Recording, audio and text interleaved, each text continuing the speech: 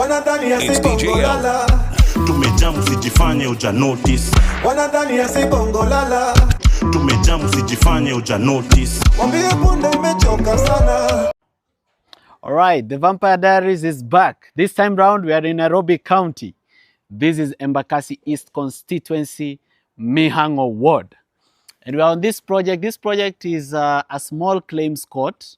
This is a small claims court for Mihango. It was begun on the 7th of March 2022. And just last year, it was re-advertised again for 78 million shillings, 440,834. So it was begun in 2022, stalled, and they re-advertised again last year for 78 million shillings. I'm going to be telling you the ownership of this company called Shalfa Holdings Limited.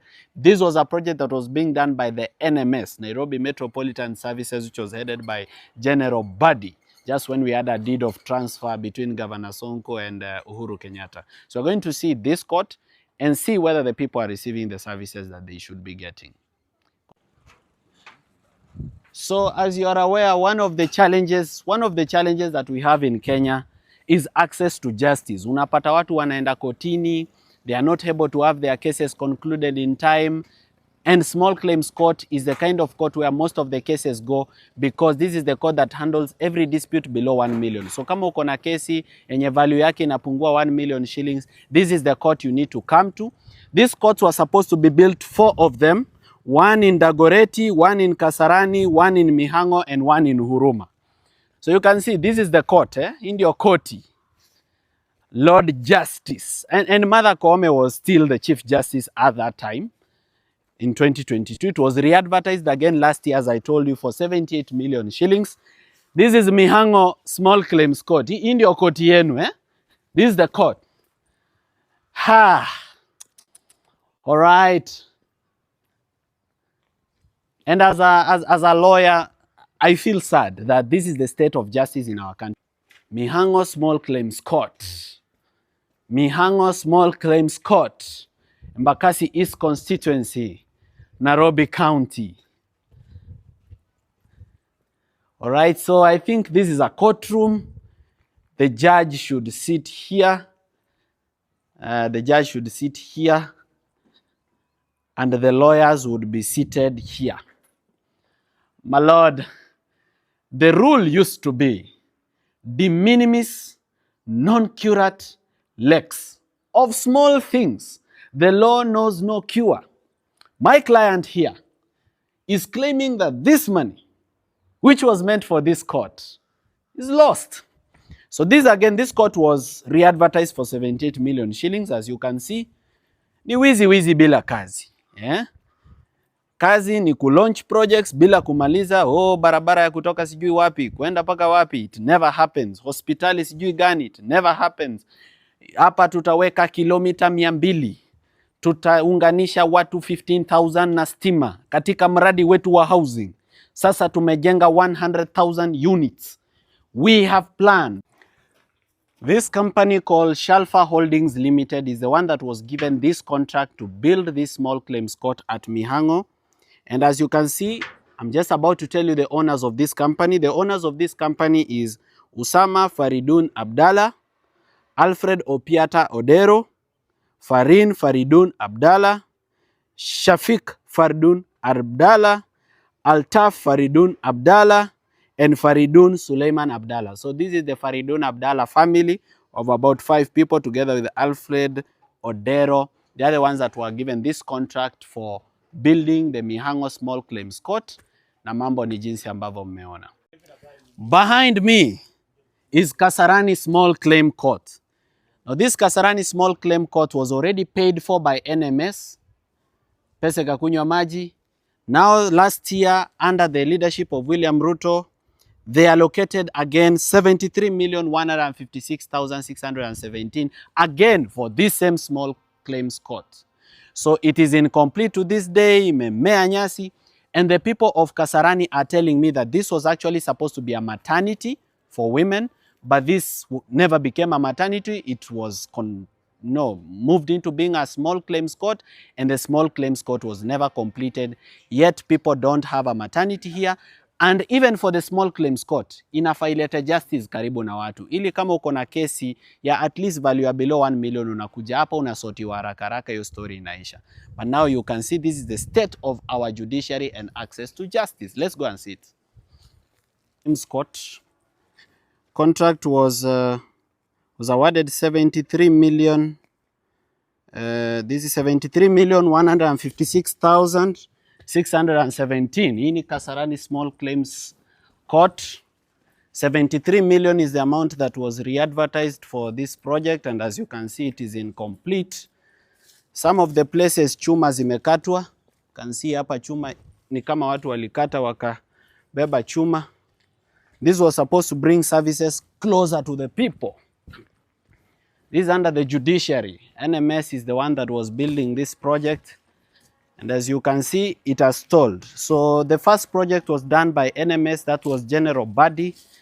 It was done to this level.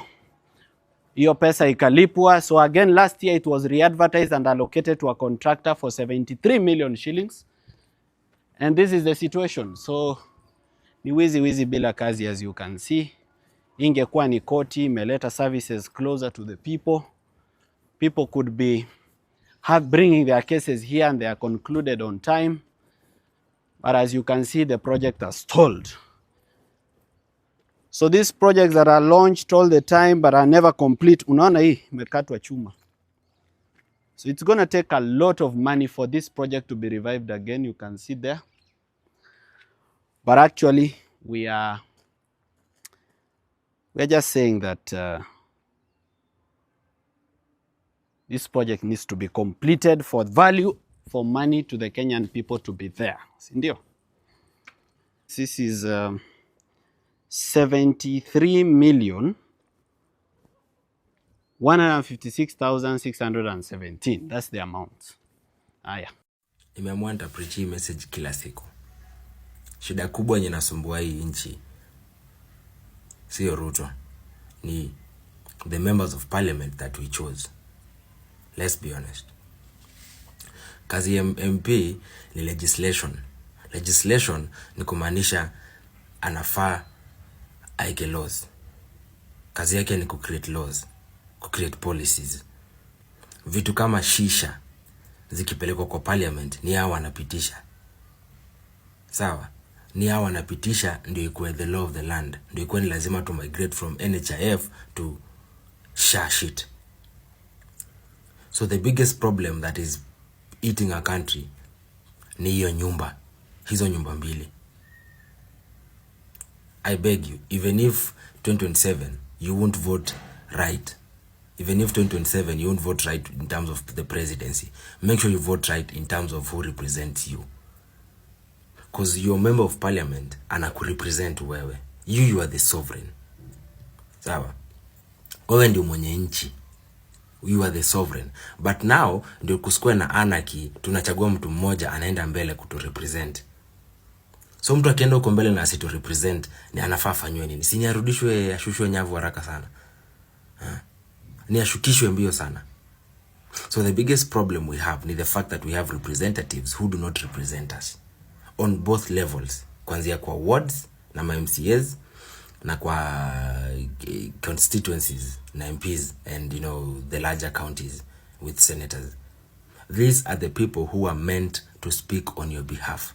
So one, if you cannot access your MP, if you cannot access your MC, if you cannot access your senator, that is a problem.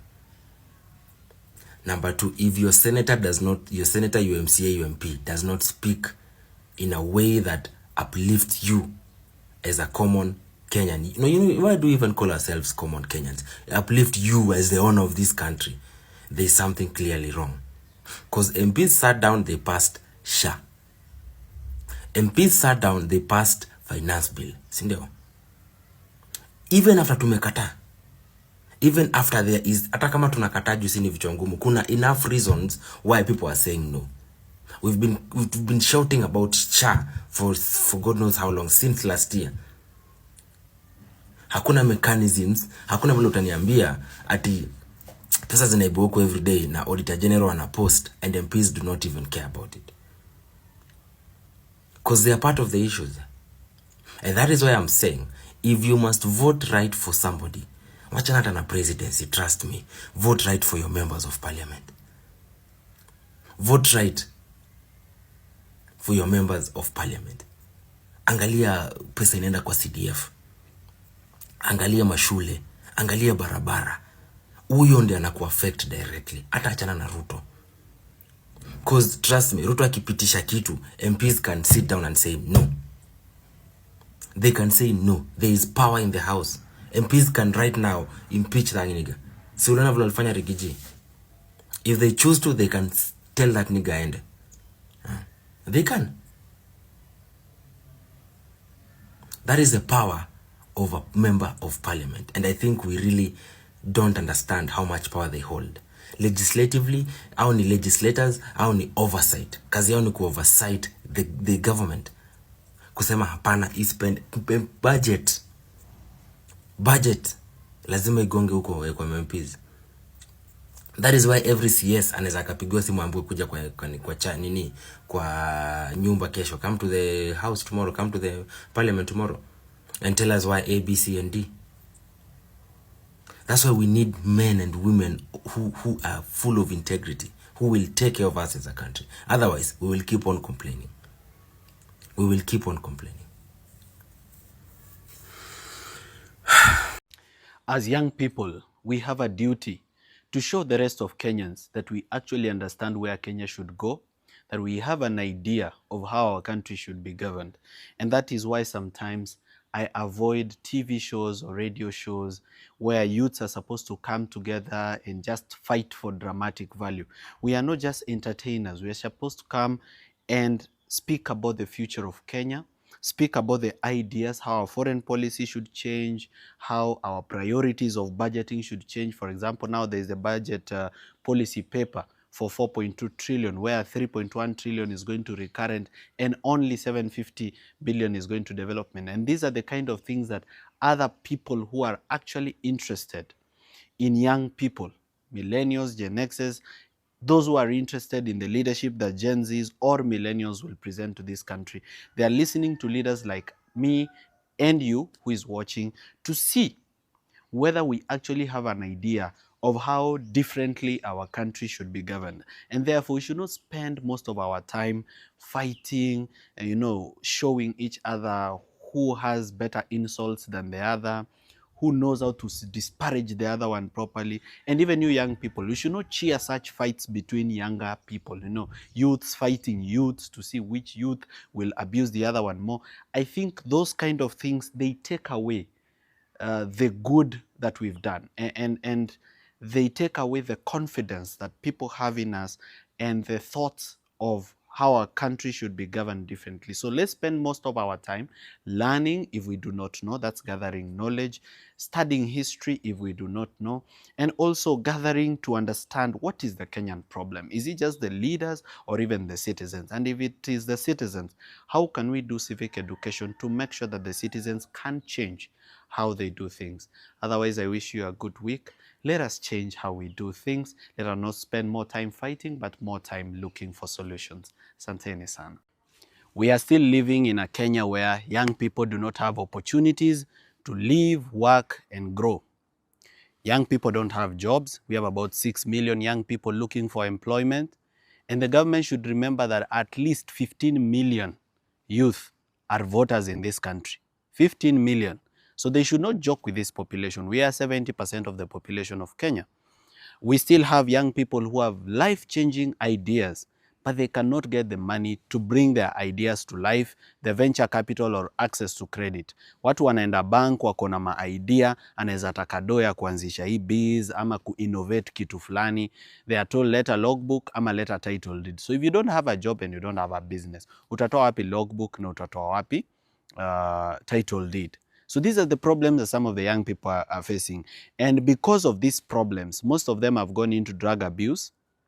Some of them have gone into crime and credit card fraud. Others are now selling their dignity. People are selling their nudes on OnlyFans and strip chat for them to be able to earn a living. And this is not the dignified living that the young people of Kenya should be having. So as a person who speaks on behalf of the young people, I want to say that The Gen Z revolution that we had in 2024, the issues we were complaining about, not even one of them has been solved. To this day, those who didn't have jobs don't have jobs. William Ruto said he'll employ up to 250,000 youth to clean Nairobi River. Who has seen it happen? No one. He says 160,000 young people have been employed in the housing program.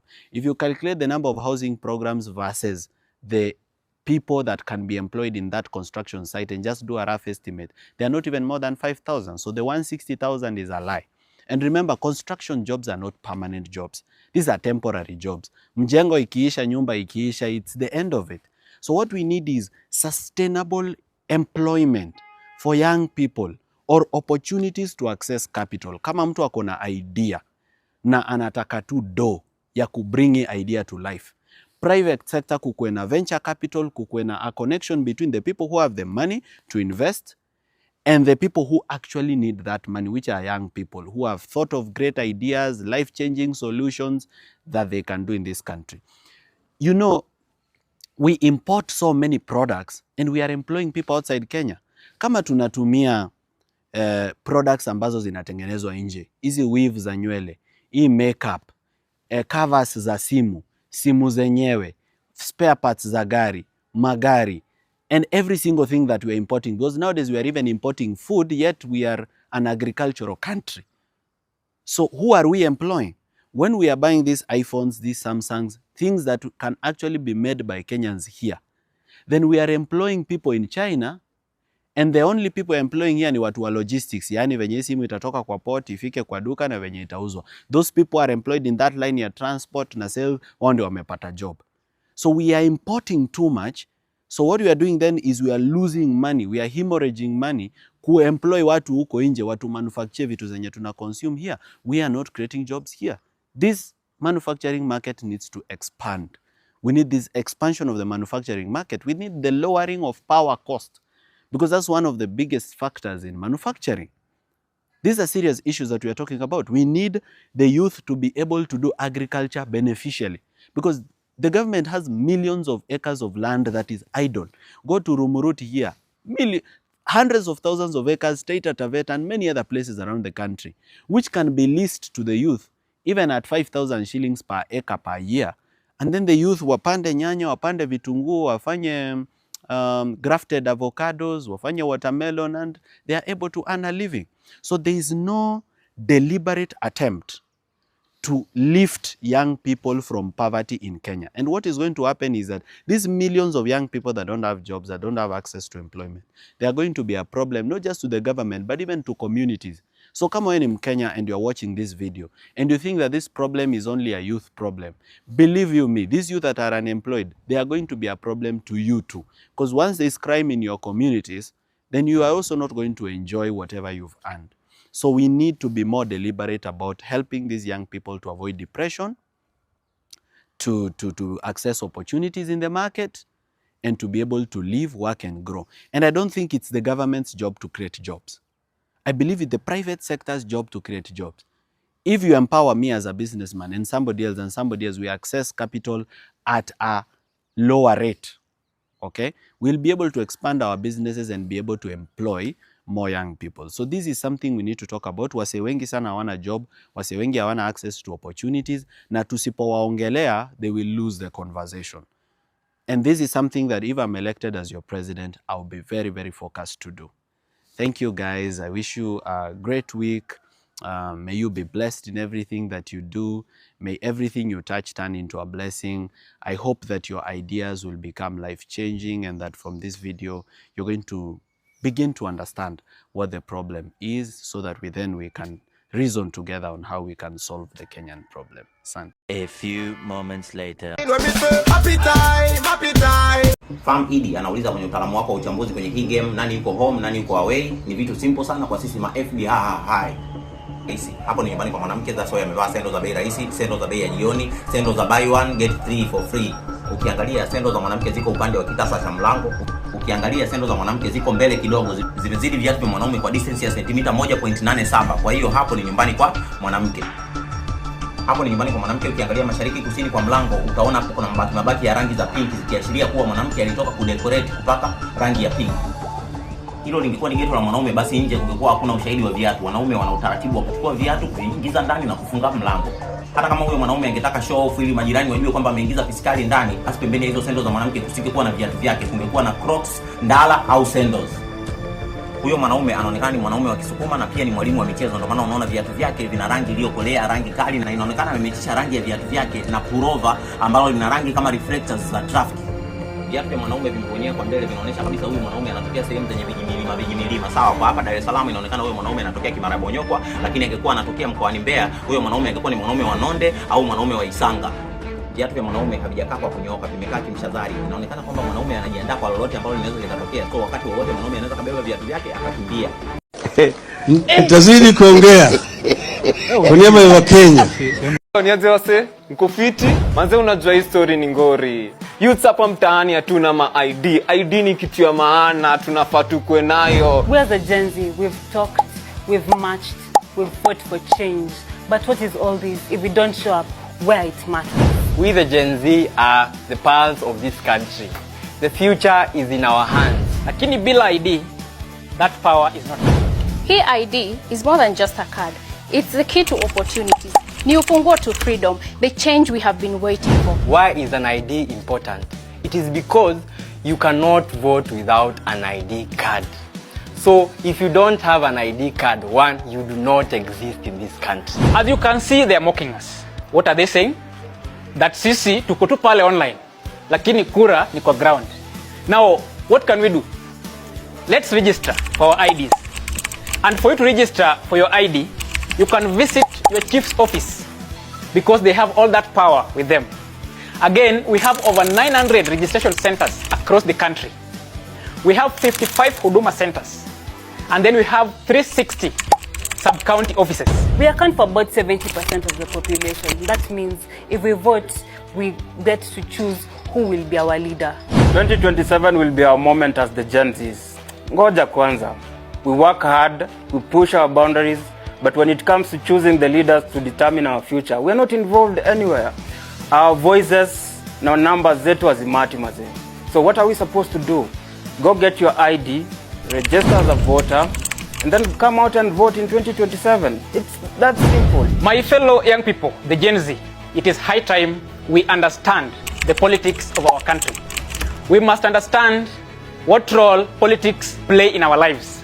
And until we get politically mature, we will always be maneuvered, swayed, or deceived into supporting people politically, those who don't have Kenyan interest at heart. 2027, without your ID, you will not be able to vote. What are you doing without your ID? I will urge all of us to hold each other accountable. Uliza mzae, uliza madhe, uliza beshte yako kama kona ID. The cost of living is going high. They are killing us and abducting us every day. What are we supposed to do? We're supposed to send them home. How are we going to send them home? You make sure you have your ID for 2027 so that we make sure we pump new blood of good leadership and are good leaders and have a better country because our motherland is where we are. Identity yetu, Kenya ni yetu. Our future, our choice. Identity yetu, Kenya ni yetu. Identity yetu, Kenya ni yetu. We can do this, guys. Twende tukapate ID bana. Mimi mwenyewe niko na ID yangu. Here's my ID. Salute you all. To my fellow young Kenyans, if you are not a registered voter, please make the time to go and register as a voter. Because Kenya's future depends on you and me. So how do you register? There are IEBC offices in every constituency, and that is where you register. So please find the location of the IEBC office in your constituency and register. All you need to carry is your identification card or your passport. There are those who are saying that Huduma centers are registering voters. Huduma centers do not have an IEBC desk as of now, maybe later. So please go register and let's prepare to save Kenya together. And for those who have registered, please go to the IEBC portal and verify your details. Please. Now, so some of you are very wicked. I don't have up to 10,000 subscribers on YouTube. Some of you are my village people. You are my village people. I will not hide mouth. All of you are my village people. You are the one that is following me. Go and subscribe to my YouTube to prove to me that you are not my village people. Thank you. Wa Kenya. Ati Trump aliweka Biblia chini akaanza kazi. Na kuna mwingine aliweka Biblia chini akaanza wizi. Nyinyi mutakujiwa. Nyinyi ongeeni tu hivyo. By the way, guys, if y'all have not realized, Trump has been a sworn-in president for less than 48 hours. But the changes he's already making are massive. Like, he's making big decisions in less than 48 hours. In less than 48 hours, amemaliza LGBTQ. Amesema huko kuna gender mbili peke yake, male and female. In less than 48 hours, amerudisha TikTok.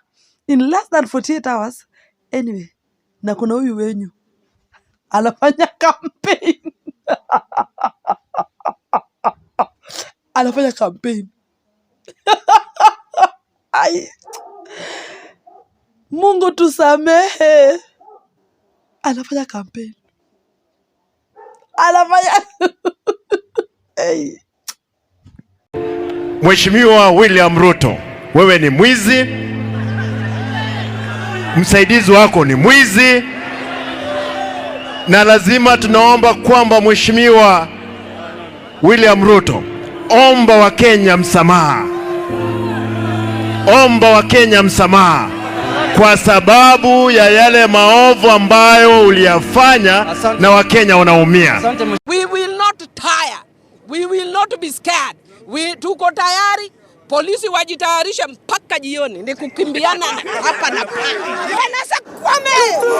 Wanasa ai. Wanasa wololo. Wanasa. Enda pole pole. Cool down.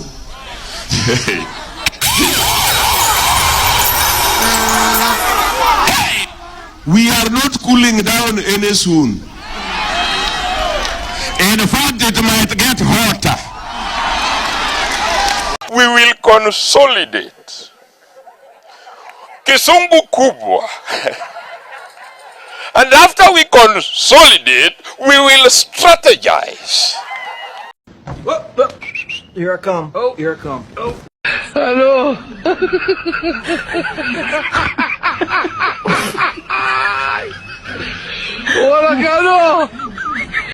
And don't buy into the political rhetoric of trying to divide you into tribes. Yes. Our problems are not tribal. There is no Kikuyu problem, there is no Kalenjin problem, there is no Luo problem, there is no Somali problem. There is no Kamba problem. Yes. Chief share knows no tribe. The university funding model knows no tribe. Yeah. Joblessness knows no tribe.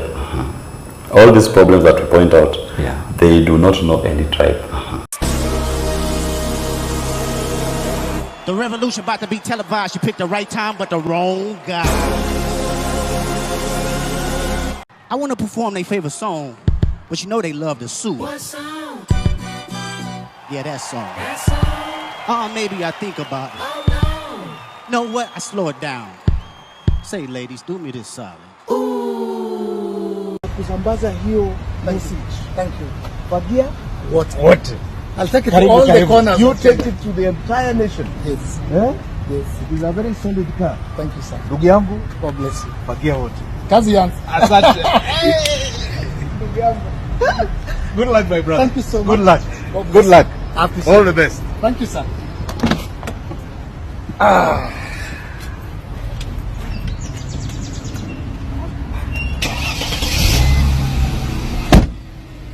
It's time for a fresh start.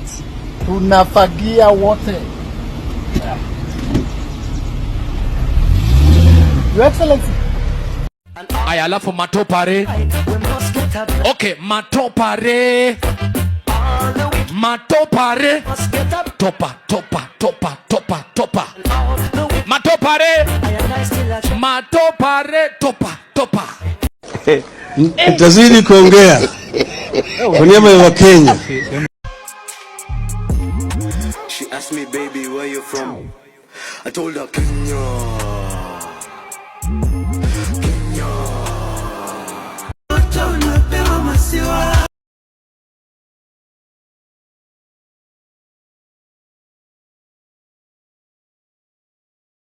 I beg of us, I really want to beg of us today, as the chair of UDA, let's stay focused to what it is we promise those hustlers. Because if we don't deliver, those hustlers will send us out of power, and they'll send us with vengeance. So let us talk about roads, electricity, education, health, pipes. Let's tone down on the politics. It is not healthy. It is not healthy. It is the wrong time. Wananchi inaweza sikia kuchukua William Ruto. Wanaweza mchukua kwa sababu sisi wananchi, we don't need him. Ametuchosha. Ama nyinyi mjachoka? Mjachoka na Ruto? Ule mtu anataka kuchukua William Ruto, you can take him for free, take Wetangula for free, take Mudavadi for free. Tunawapea hizo takataka zote waende waongoze if they are good to you. Majenzi mko, kazi mnafanya kwa mtandao ni mzuri sana na tunapongeza nyinyi na muendelee. Mtaendelea. Lakini mtandao peke yake haitoshi. Tunataka mjiandikishe kama wapiga kura. Wale watu ambaye watakomboa Kenya hii, wenye kuamua Kenya itaongozwa namna gani, ni hao majenzi wetu mwaka wa 2027. Lakini hamwezi amua Kenya itakaa namna gani kwa simu peke yake. Lazima mchukue vitambulisho, lazima mjiandikishe kama wapiga kura. Siku hiyo ikifika muamuke saa 9, muungane na sisi na wengine, tuende pale kwa debe, tutafute uongozi wa maana ambaye utaheshimu wa Kenya, utaheshimu demokrasia na utakubali kufanyia kila mtu maendeleo. Tumekubaliana majenzi? Hata nasahau tarehe ni gani. Mimi siko na tarehe kwa kalenda. Na mimi hata sina haja nayo. Mimi chenye niko nayo nayo ni serikali ya 2027. Huyu mkata ushuru tumtoe na tuungane si wote. Meta vile naona nisha reject hiyo finance bill 2025. Ningoje tu date ya maandamano. Juu mambo yendi bana. Mimi hata wafanye nini? Mimi nisha reject. Mfanye nini? Nisha reject. Mfanye nisha reject. Nime reject. Mtoe date ya maandamano sasa. And we are not alone. There's a new force of nature at hand, stirring all over the world. They are the young people whom, frankly, we have failed, who are angry, who are organized, who are capable of making a difference. They are a moral army. And the most important thing that we can do for them is to get the hell out of their way. Kwanza mimi ikifika 2027 naiba mpaka kura ya madhangu na budangu. Sitaki warudi tu huko tena. Sima youth church anuka. Madha zetu bado Ruto unaenda home na 13 parliament tunaivunja. Wende home wote tuanze fresh. Mr. Speaker, sir, I'm here to address you. You must go. Ruto must go. Kwa hapa na hatuendi. Kwa hapa tunalala huku na hatuendi. We don't fear you guys. You hypocrites. We don't fear you. Mr. Speaker, we don't fear you. Tuko ndani. We stomped inside. Sisi ni nani? I'm inside. Niko ndani. Na tunamalizana na nyinyi. Tunamalizana na nyinyi. Mmetutesa sana. Today is today. You must hear our cry. Sisi ni sisi. Utatusikiza. Hii ni bunge yetu. Sisi tumewafanya mko hapa. This is our parliament. You must hear us. Kama hamna masikio, tutawafanya msikie. Poa manze. Sha nini? President, tunataka kuambia uko na miaka 2 katika ofisi. Na hawa wananchi hawa they will punish you, na hata ukiwa na pesa watakutoa nje. Wacheni tu mimi niseme na mapema. Ndio kama kuna list na andiko mniweke kwa list. I can't wait to reject Finance Bill 2025.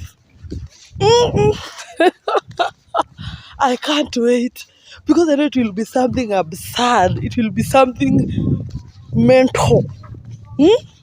I can't wait. Mniweke kwa list jameni. List ya reject. Idiots who don't want to participate in the affairs of their nation, they think things will just work in and of themselves. Then they are tribalists. And these tribalists, they think that they are only safe with people who are from their tribe. And tribe can mean people from the same culture, same language, or same culture. Then they are citizens. These are individuals who are responsible and know that when you want to be served, you must give those who have the desire and the intellectual capacity to serve you.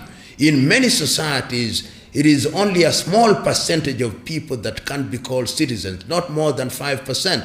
And if a society wants to grow in the right direction, civic education is what will help the idiot and the tribalist to become a citizen.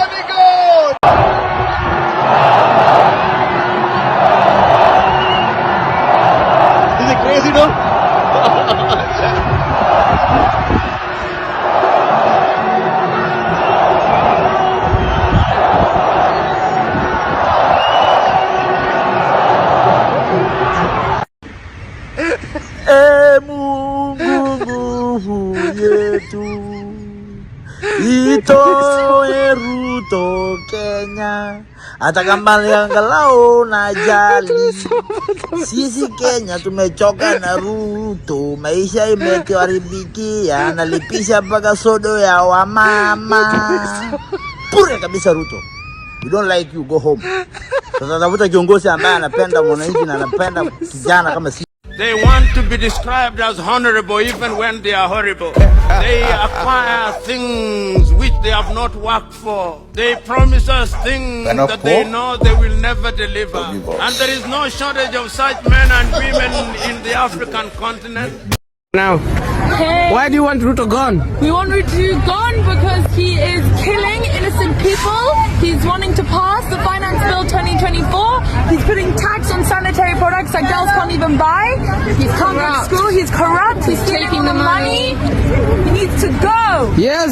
Get out. If you're going to raise anything, start with your hairline. Nice. Control, Alt, Delete, Ruto. The drunk did better than you. Drunkard did better than you. Nice. Now the next election, yes. Unajua hawa ndio watakuwa nasema fagia wote ama mtasema namna gani? This generation, yes, they use their might because they didn't vote, the largest vote in the last election. Hi Kenyans, mi sina maneno mengi. All I want to say is Ruto must go like yesterday. Bye.